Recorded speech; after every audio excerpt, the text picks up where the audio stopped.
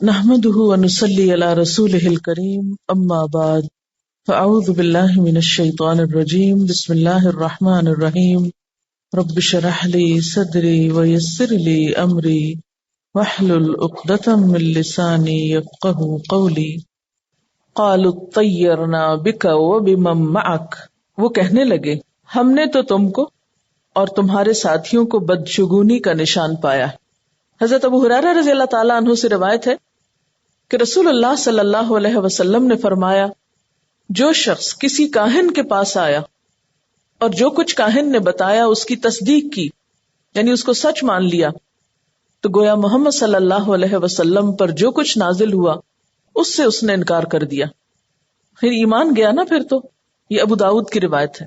اور ایک اور روایت میں ہے، جو شخص کسی نجومی اور کاہن کے پاس کس لیے گیا، یعنی غیب وغیرہ کی خبر معلوم کرے، پھر اس سے کوئی بات دریافت کی تو 40 راتوں تک اس کی توبہ قبول ہونے سے رکی رہتی، اور اگر اس نے نجومی کی بات تصدیق بھی کر دی تو اس نے کفر کیا۔ یہ طبرانی کی روایت ہے۔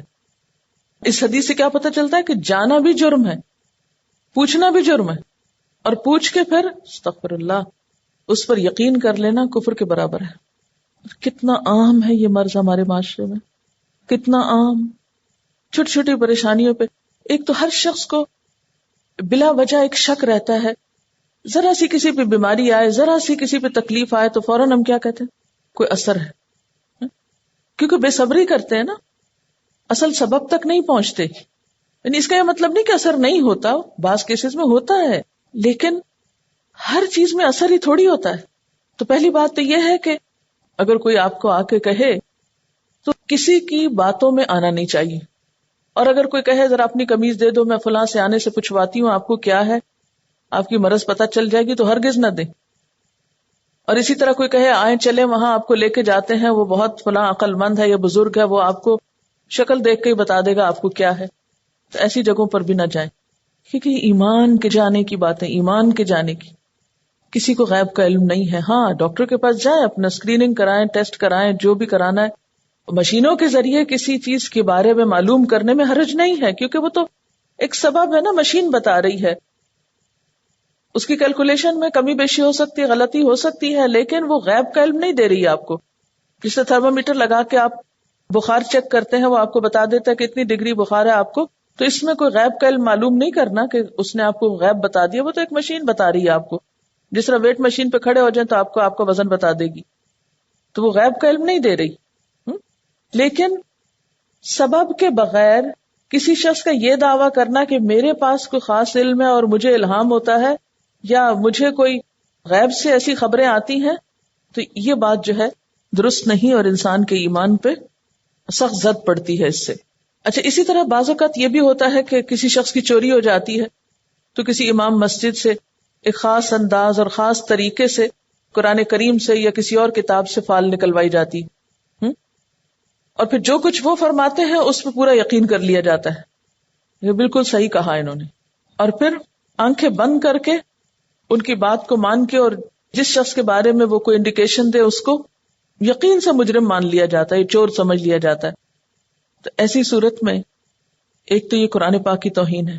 قرآن پاک ذالک الکتاب لا ریب فیہ ھدی للمتقین، یعنی قرآن پاک کی دنیا میں آنے کا مقصد کیا ہے، لیکن وہ مقصد تو ہم نے ایک طرف رکھ دیا اور ہم اس سے فالے ہی نکالنے کے لیے رہ گئے۔ تو اس قسم کی باتیں جو ہیں بعض اوقات قرآن پاک سے بھی نعوذ باللہ عقیدہ اٹھ جاتا ہے۔ اگر مثلاً کسی نے بتا دیا فلاں چور ہے اور اگلے دن چوری کسی اور سے پکڑی گئی، تو اب لوگوں کا یقین کیا ہوگا کہ یہ تو قرآن نعوذ باللہ درست کتاب نہیں، ہمیں تو یہاں سے صحیح بات نہیں پتہ چلی، ٹھیک ہے۔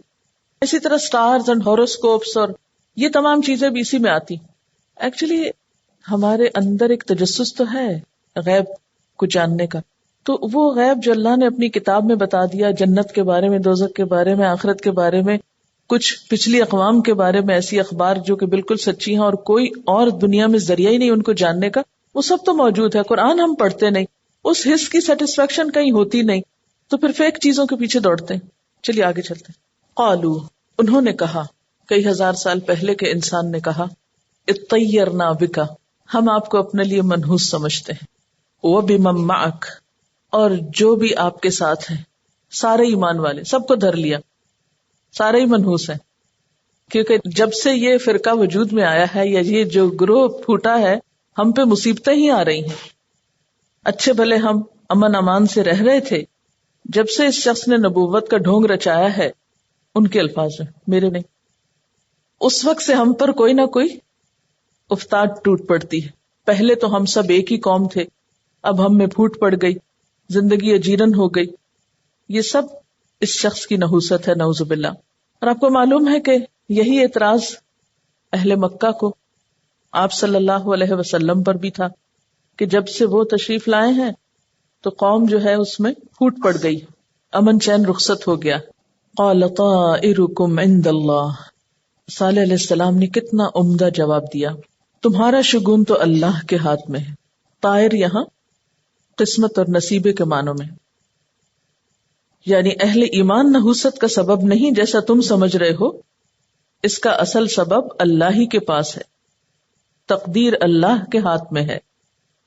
تم پر جو بھی مشکلات آ رہی ہیں وہ اللہ کی طرف سے ہیں، اور ان سب کا سبب تمہارا کفر ہے، انکار ہے، سرکشی ہے.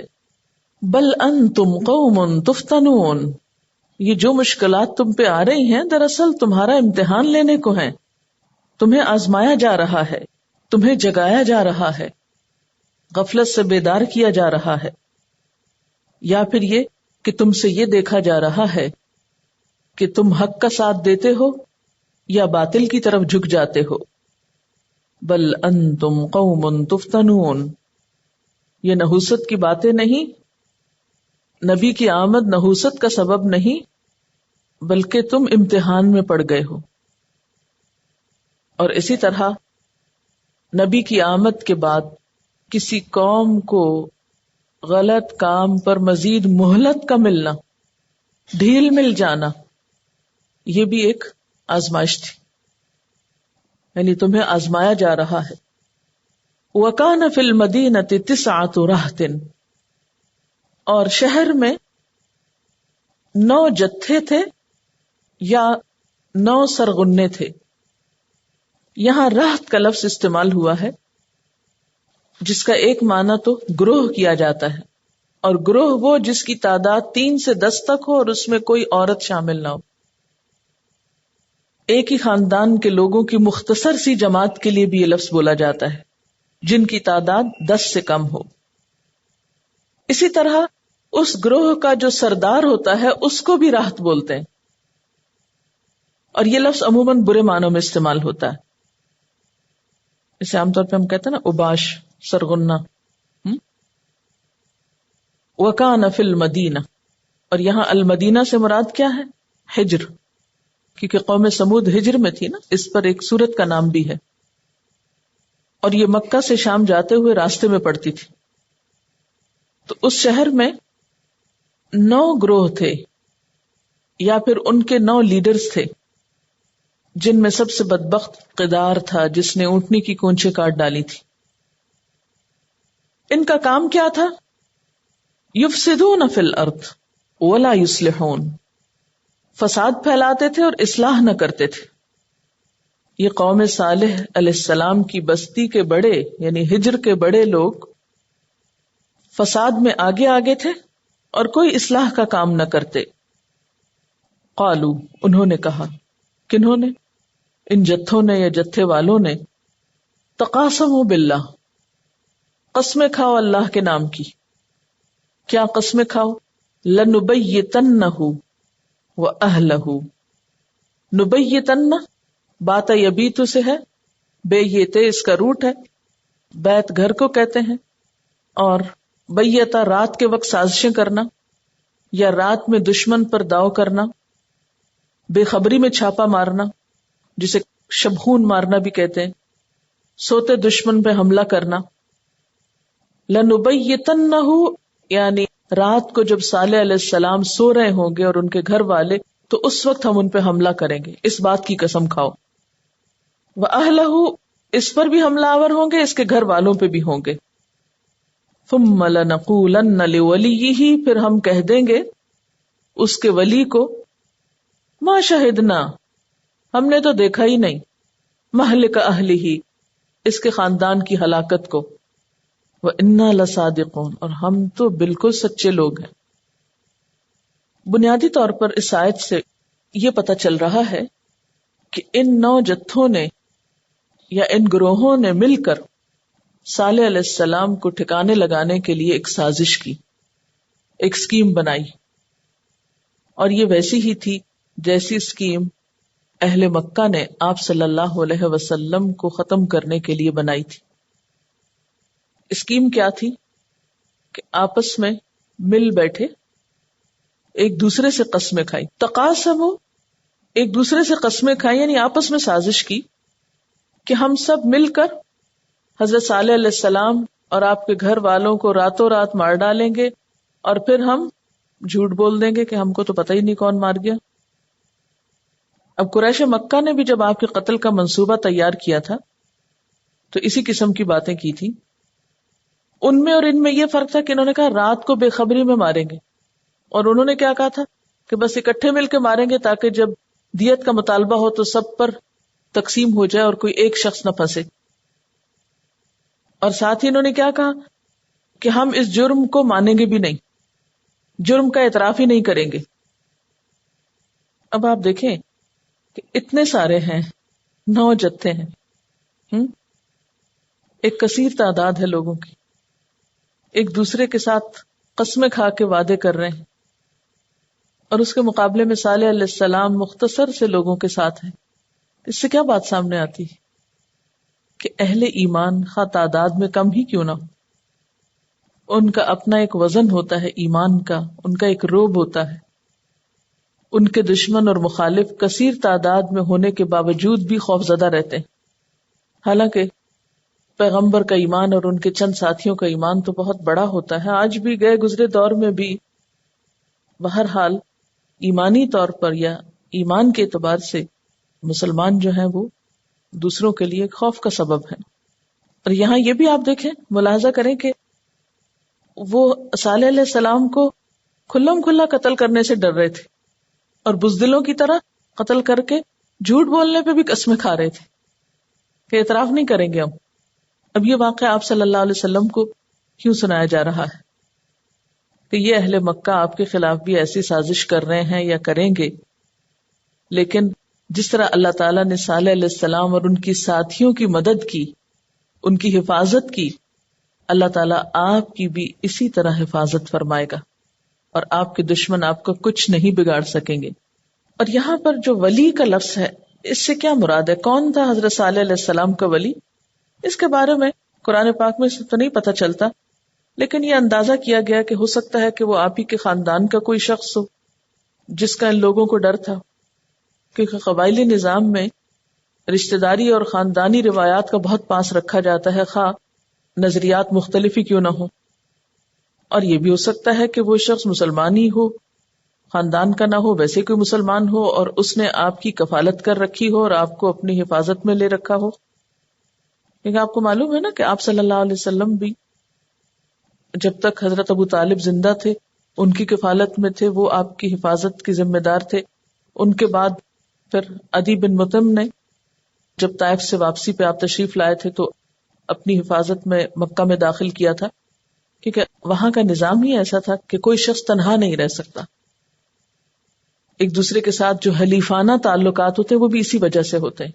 کوئی ایک حکومت یا اس کی کوئی پولیس یا کوئی انتظامیہ مقننہ تو ہوتی نہیں تھی، قبائل میں لوگ مل جل کے رہتے تھے، آپس کے جو مفادات ہوتے تھے ان کی بنا پر بعض قبائل اکٹھے ہو جاتے اور بعض کسی اور مفاد پر اکٹھے ہو جاتے، اور پھر آپس میں ایک دوسرے کے ساتھ دشمنیاں ہوتی تو حلیف قبیلے ایک دوسرے کی مدد کیا کرتے تھے۔ تو بہرحال ان لوگوں کو بھی خوف کیا تھا کہ اگر ہم نے صالح علیہ السلام کو مار دیا تو پھر ان کا ولی ہم سے انتقام لے گا، یا یہ کہ دیت کا مطالبہ کرے گا، تو اس کو ہم بہانہ کر دیں گے اور یہ کہیں گے کہ ہمیں نہیں معلوم کس نے قتل کیا، ہم تو وہاں تھے ہی نہیں۔ ما شاہدنا، شاہدہ کا ایک مطلب تو دیکھنا ہوتا ہے اور ایک ہوتا حاضر ہونا، ہم تو وہاں موجود ہی نہیں تھے۔ اور مہلک سے کیا مراد ہے؟ ہلاک ہونے کا وقت یا جگہ یا ہلاکت، کہ ہم اس ہلاکت کے وقت تھے ہی نہیں، اور ہم تو بالکل سچے۔ اب آپ دیکھیں کہ جو جتنا جھوٹا ہوتا ہے اس کو اتنی قسمیں کھانے کی اور اپنے آپ کو سچا بتانے کی ضرورت ہوتی ہے۔ ہم بالکل سچ کہہ رہے ہیں. وَمَكَرُوا مَكْرًا، اور ان سب نے ایک چال چلی. وَمَكَرْنَا مَكْرًا، اور ہم نے بھی تدبیر کی. وَهُمْ لَا يَشْعُرُونَ، اور وہ سمجھتے نہ تھے. انہوں نے کیا چال چلی تھی؟ باہم مل کر قسمیں کھائی تھی کہ رات کی تاریکی میں ہم یہ منصوبہ بروئے کار لائیں گے اور دن چڑھنے سے پہلے ہی صالح علیہ السلام اور ان کے ساتھیوں کو ٹھکانے لگا دیں گے. اور دوسری طرف اللہ سبحانہ وتعالی نے کیا تدبیر کی کہ ان کے اس منصوبے کے پورا ہونے سے پہلے ہی انہیں ہلاک کر دیا. کہا جاتا ہے کہ جب یہ لوگ اس منصوبے پہ قسمیں کھا رہے تھے تو اللہ تعالیٰ نے حضرت صالح علیہ السلام کو وحی کر دی کہ وہ اپنے خاندان اور اہل ایمان کو لے کر اس بستی سے نکل جائیں. لہذا روایات میں آتا ہے کہ آپ 120 افراد کو لے کر اس بستی سے نکل گئے فلسطین کی طرف. اور جو ہی آپ نکلے تو قوم سمود پر شدید قسم کا زلزلہ آیا. دل دہلانے والی چیخ تھی جو زلزلے سے برآمد ہوئی. لوگوں کی چیخیں بھی تھیں اور ان کے مکانات جو پہاڑوں کے اندر تھے وہ منہدم ہو کر رہ گئے اور یہ قوم عذاب سے ہلاک ہو گئی. ان کے مکانات جو تھے وہ بھی بڑے عالیشان ہوتے تھے کیونکہ یہ قوم دراصل قوم عاد کا بقیہ تھی. قوم عاد کو عمارتیں بنانے کا بہت شوق تھا. ارم ذات العماد التی لم یخلق مثلها فی البلاد. تو ان کے باقی ماندہ تھے جو اہل ایمان تھے جو بچ گئے تھے وہاں سے، یہ آ کر ہجر میں بس گئے. یہاں پھر پھلے پھولے انہوں نے بھی پہاڑوں کے اندر بڑی بڑی عمارتیں بنائی اور پھر بالآخر ان پہ بھی عذاب آ گیا. فانظر کیف کان عاقبۃ مکرہم. اب دیکھ لو کہ ان کی چال کا انجام کیا ہوا، ان کی سازش کا کیا بنا. انا دمرناہم، کہ ہم نے ان کو تباہ کر کے رکھ دیا. وقومہم، اور ان کی قوم کو. اجمعین، سب کے سب کو، انہیں اور ان کی قوم. انہیں سے مراد کون ہے؟ یہ جو 9 رہط ہیں، اور قوم یعنی باقی سارے لوگ بھی، سب کو ختم کر دیا. اصل میں ان لوگوں نے کیا یہ تھا کہ ایک طرف تو اونٹنی کو مارا. جب اونٹنی کو مارا اور صالح علیہ السلام نے کہا عذاب آ جائے گا تو انہوں نے کہا اچھا کیوں نہ ہم عذاب کے آنے سے پہلے صالح علیہ السلام کو ختم کر دیں. یہ سب کچھ 3 دن میں ہوا. ٹھیک ہے، انہوں نے اونٹنی کو مارا، اونٹنی کے مارتے ہی صالح علیہ السلام نے ان کو دھمکی دی کہ عذاب آنے والا ہے، 3 دن بس مزے کر لو. اس پہ انہوں نے آپس میں سازش کی کہ صالح علیہ السلام کو ختم کیا جائے. اس سے پہلے کہ وہ کامیاب ہوتے اللہ تعالیٰ نے ان کو تباہ و برباد کر دیا اور ہمیشہ کے لیے ختم ہو گئے. انا دمرناہم وقومہم اجمعین، سب مٹ گئے. فتلک بیوتہم خاویہ، بس یہ ان کے گھر خالی پڑے ہیں، گرے پڑے ہیں، چھتیں تباہ ہو گئیں، کھنڈرات باقی. کیوں ایسا کیوں ہوا؟ بما ظلموا، بوجہ اس کے جو انہوں نے ظلم کیا تھا. اب یہاں پر آپ انداز دیکھیے کہ تلکا کا لفظ استعمال ہے. تلکا، وہ دیکھو، یعنی اشارہ کیا گیا. وہ کیوں دیکھو؟ کیونکہ اہل عرب ان مقامات سے واقف تھے. اہل عرب کو گویا آنکھوں سے دکھایا جا رہا ہے وہ دیکھو تو صحیح، سبق تو سیکھو، دور کی بات نہیں، کوئی پراسرار تاریخی کہانی نہیں، تمہاری آنکھوں دیکھی بات ہے، یہ سب تمہارے سامنے ہوا ہے. یہ داستان عبرت تمہاری آنکھوں کے سامنے بکھری ہوئی ہے. دن رات تم ان کی بستیوں پر سے گزرتے رہتے ہو، سبق سیکھو. لیکن عموماً لوگ یہ سبق سیکھنے کی بجائے کہ بما ظلموا اور اسباب بتاتے رہتے ہیں. ان فی ذلک لآیۃ لقوم یعلمون، یقیناً اس میں نشانی ہے اس قوم کے لیے جو علم رکھتی ہو. یعنی وہی لوگ ان نشانیوں سے سبق سیکھتے ہیں، عبرت حاصل کرتے ہیں، جو ان کھنڈرات کو عبرت کی نگاہ سے دیکھتے ہیں، جو قوموں کے عروج و زوال کے قانون سے باخبر ہیں کہ کوئی قوم ترقی کب کرتی ہے اور اس پہ زوال کب آتا ہے. جو لوگ یہ جانتے ہیں کہ عذاب محض طبعی تبدیلیوں کی وجہ سے نہیں آیا کرتے بلکہ اللہ کی مرضی سے آتے ہیں. وَأَنْجَيْنَا الَّذِينَ آمَنُوا وَكَانُوا يَتَّقُونَ، اور نجات دی ہم نے ان لوگوں کو جو ایمان لائے اور وہ نافرمانی سے بچا کرتے تھے، متقی لوگ تھے، پرہیزگار تھے، تقوی والے بچا لیے گئے۔ تو خلاصہ یہ ہے کہ اس قصے میں بھی لوگوں کی سرکشی اور پیغمبر کے ساتھ مقابلہ اور اس کے ساتھ جو رویہ انہوں نے اختیار کیا اور پھر جس انجام کو پہنچے وہ دکھانا اور بتانا مقصود ہے۔ اس لیے باقی انبیاء کے واقعات میں سے خصوصی طور پر اس موقع پر اس واقعے کو چنا گیا ہے۔ ایک تو اہل عرب کے قریب تھا، ان کی آنکھوں کے سامنے تھا، وہ سب دیکھتے تھے ان بستیوں کو، ان کھنڈروں کو، اور پھر وہی کچھ کر رہے تھے اپنے پیغمبر کے ساتھ جو اس برباد شدہ قوم نے کیا۔ یاد رکھیے کہ یہ ساری قومیں جن پہ عذاب آیا، ایسا نہیں تھا کہ اللہ تعالیٰ کو نہیں مانتی تھی، اللہ کو مانتی تھی، لیکن پیغمبر آ کے جن برائیوں سے روکتے تھے، ان کے عقیدے میں جو بگاڑ ہوتا تھا، جو اس کی اصلاح کرتے تھے، جو ان کی عبادات اور اخلاقیات میں خرابی ہوتی اس کی اصلاح کرتے تھے، تو یہ اس کو قبول نہیں کرنا چاہتے تھے کہ نہیں، یہ مت کہو ہمیں، جس طریقہ زندگی پہ ہم ہیں بس وہی ٹھیک ہے ہمارے لیے۔ دیکھیں کہ اللہ تعالیٰ ہر شخص کے دل میں نیکی کے خیال بھی ڈالتا ہے اور دوسرے خیالات کی بھی گنجائش موجود ہے۔ بہت کم لوگ ایسے ہوتے ہیں کہ جو اپنے ضمیر کی آواز کو سنے۔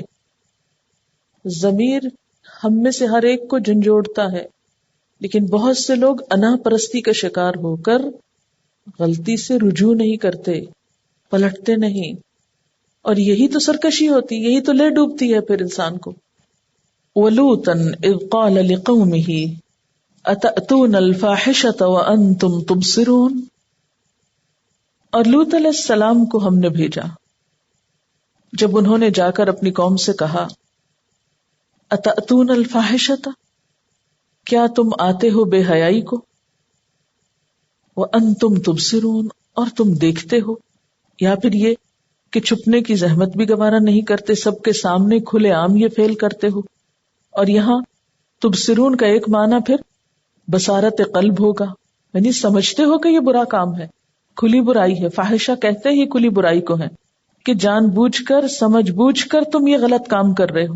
اور تبصرون کا دوسرا معنی آنکھوں دیکھے، یعنی سب کے سامنے، چھپنے کا تکلف بھی نہیں کرتے۔ بعض برائیاں ایسی ہوتی ہیں نا کہ ان کے برائی ہونے کا بعض اوقات پتہ نہیں ہوتا کہ ہاں واقعی یہ برائی ہے، لیکن جس برائی میں قوم لوط مبتلا تھی یہ تو کسی سے بھی مخفی نہیں تھی، وہ انتم تبصرون، سب کو پتا تھی۔ یعنی کھلی بے حیائی میں مبتلا ہونا، آنکھیں رکھتے اندھے پن کا شکار ہونا، یہ سرکشی کی آخری حد ہے۔ یاد رکھیے یہ واقعہ بھی سرکشی کے سمبل کے طور پر آ رہا ہے، اس قوم کی سرکشی بتانے کے لیے آ رہا ہے کہ تم دیکھتے ہو کہ یہ برائی ہے، فاحشہ ہے، کھلی برائی ہے، پھر بھی کرتے ہو۔ اور کیا کرتے تھے وہ؟ اَإِنَّكُمْ لَتَأْتُونَ الرِّجَالَ شَهْوَةً مِّن دُونِ النِّسَاءِ، کیا تمہارا چلن یہی ہے کہ عورتوں کو چھوڑ کر مردوں کے پاس شہوت رانی کے لیے جاتے ہو؟ یعنی اپنی نفسانی خواہشات کی تکمیل کے لیے اللہ نے جو فطری طریقہ تمہارے لیے رکھا ہے اسے چھوڑ کر تم دوسرے رستے پہ جا رہے ہو۔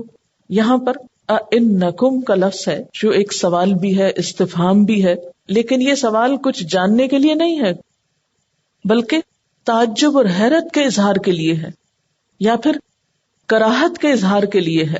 اور پھر آپ دیکھیے کہ اس میں صرف اتنا نہیں کہا گیا کہ لَتَأْتُونَ الرِّجَالَ، بلکہ ساتھ ہی یہ بھی ہے مِن دُونِ النِّسَاء، عورتوں کو چھوڑ کر۔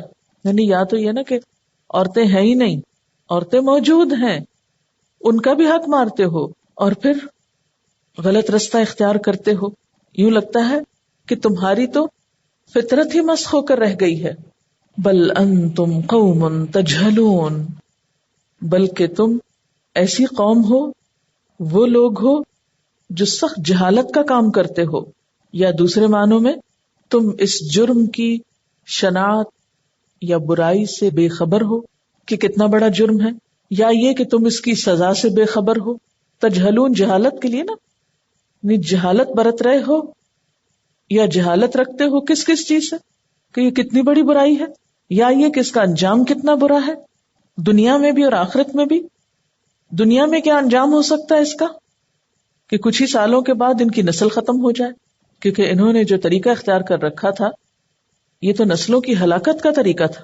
پھر اور کیا برائی پھیلے گی؟ ظاہر ہے کہ جب عورتوں کو ان کا حق نہیں ملے گا تو وہ بھی ناجائز راستے اختیار کریں گی، ان کے اندر بھی فحاشی پھیلے گی. اور یاد رکھیے کہ جہل کا لفظ جو ہے نا، یہ جذبات، خواہشات نفس سے اس طرح مغلوب ہونے کے لیے آتا ہے کہ آدمی کی عقل و ہوش بالکل ہی چلی جائے. مثلا کوئی ایڈکٹ ہو، جیسے شراب پینے کا کوئی عادی ہو، تو آپ نے دیکھا ہوگا کہ جو لوگ بہت عادی ہو جاتے ہیں پھر ان کا حال کیا ہوتا ہے، ہوش و حواس ہی کھو بیٹھتے ہیں.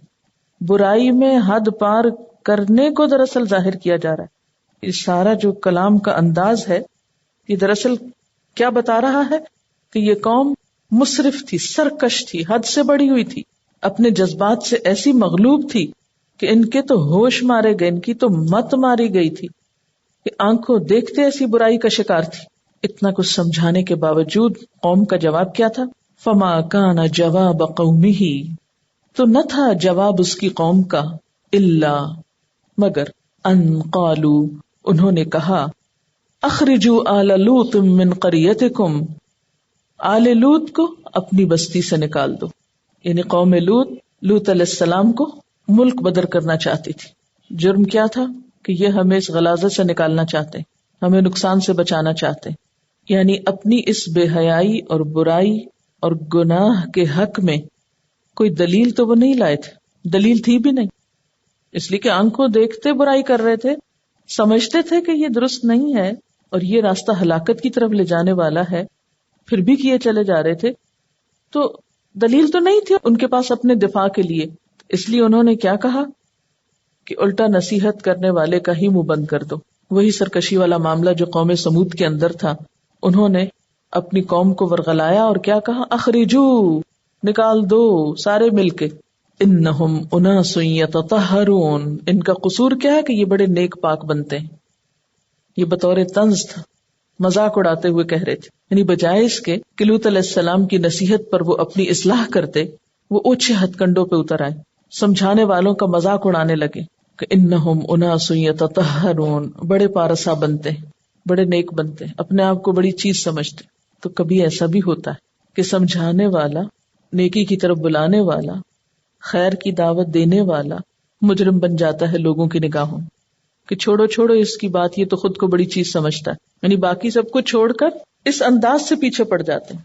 اور آج بھی آپ دیکھیں کہ اس قسم کے تانے بہت دیے جاتے ہیں کہ جب آپ لوگوں کو نیکی کی طرف بلائیں تو بجائے اس کے کہ اس کو اپنی خیرخواہی سمجھے، وہ کیا کہتے ہیں، یہ خود کو بڑا نیک سمجھتے، خود کو بڑی چیز سمجھتے. اچھا، اس طرح کے تانے کیوں دیتے ہیں؟ تاکہ سمجھانے والا سمجھانے سے باز آ جائے. فَأَنْجَيْنَاهُ وَأَهْلَهُ إِلَّا امْرَأَتَهُ، تو نجات دی ہم نے اس کو اور اس کے گھر والوں کو سوائے اس کی بیوی کے. اہل کا لفظ جو ہے وہ اہل و عیال اور اتباع، صحابہ سب کے لیے آتا ہے، اور یہاں بھی یہ اسی مفہوم میں ہے. قدرناها من الغابرین، ہم نے طے کر دیا تھا کہ پیچھے رہنے والوں میں سے ہے. یعنی ہمیں پہلے ہی اس بات کا اندازہ تھا کہ یہ پیچھے رہ جائے گی. اس کے رنگ ڈھنگ یہ بتا رہے تھے کہ یہ پیچھے والوں میں سے ہوگی. ایک پیغمبر کا، یعنی اللہ تعالیٰ تو چونکہ لوگوں کی حالات، نیتیں سب کچھ جانتا ہے، اور تقدیر کہتے بھی علم اللہ السابق کو ہے، اللہ کا وہ علم جو اس کو پہلے سے ہی ہے. تو عام طور پر ماں باپ بھی یا استاد بھی بچوں کے یا شاگردوں کے رنگ ڈھنگ دیکھ کر بعض اوقات پریڈکٹ کرتے ہیں، تو وہ بھی کوئی غیب کا علم نہیں ہوتا، وہ مشاہدے پر مبنی بات ہوتی کہ جس قسم کی حرکتیں فلاں شخص کر رہا ہے آپ دیکھنا اس کا انجام یہ ہوگا، کیونکہ اس سے پہلے کئی مثالیں ان کے سامنے ہوتی ہیں. تو یہاں بھی یہ کہ قدرناها من الغابرین. اصل میں اللہ تعالیٰ جس کو سیکھنے کے مواقع دیتا ہے، جس کو اچھا گھرانہ دیتا ہے، ایک پیغمبر کی صحبت دیتا ہے، اور پھر وہ ان ساری نعمتوں کی ناشکری کرے، ناقدری کرے اور وہی طریقہ اختیار کرے جو دوسرے مجرم کر رہے ہیں، تو پھر ایسے میں انجام بھی تو وہی ہوگا. المرء مع من احب، انسان کی دلچسپیاں جس کے ساتھ ہوتی ہیں اسی سے پہچانا جاتا ہے وہ کہ وہ کیا کرنے والا ہے. وآخر دعوانا الحمد للہ رب العالمین. سبحانک اللہم و بحمدک نشہد ان لا الہ الا انت نستغفرک و نتوب الیک. والسلام علیکم و رحمۃ اللہ وبرکاتہ.